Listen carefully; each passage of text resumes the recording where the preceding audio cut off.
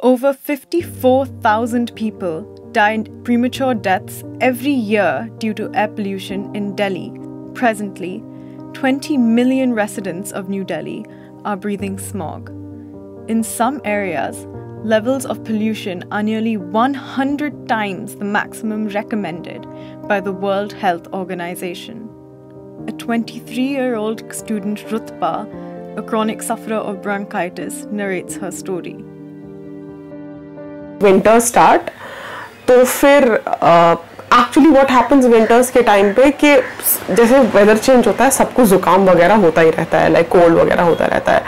But with me what it will happen, it will affect me like 5 times more, 10 times more. वो ठीक ही नहीं होगा. Like I'll have a bout of bad health like cold or cough and it would just not go away. Like if I go for a walk in the morning, which I do most of the times, so walking gets like very difficult. Like it's like you are walking and like सांस तुम्हें कहीं दूर से आ रही है.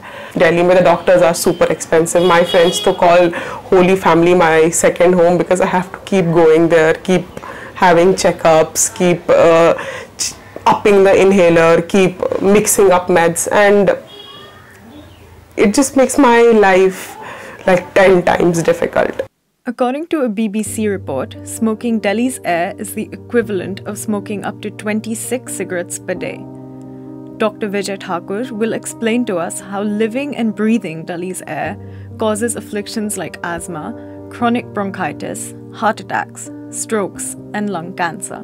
The morbidity will be increased, the quality of life going to be affected, and it will not be easy to breathe.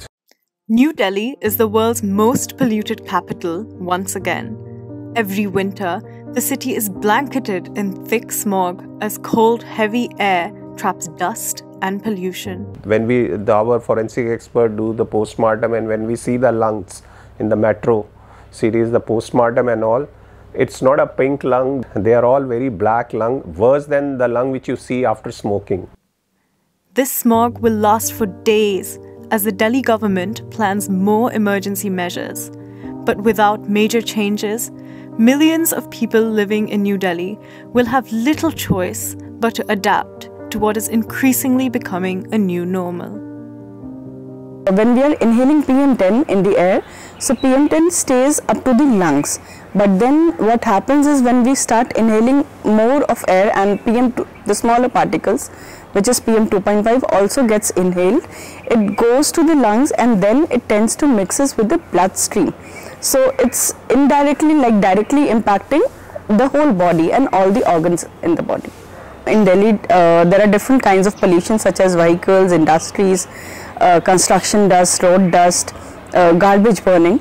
But then majorly among the local sources, vehicles are contributing 50% to the overall pollution. The problem is that Delhi still needs to reduce its pollution by 55 to 59%. And also the implementation and the enforcement of different actions is very weak right now.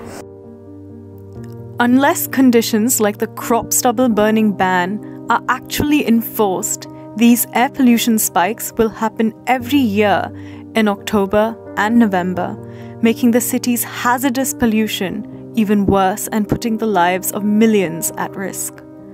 All of this leads to a grand public health emergency.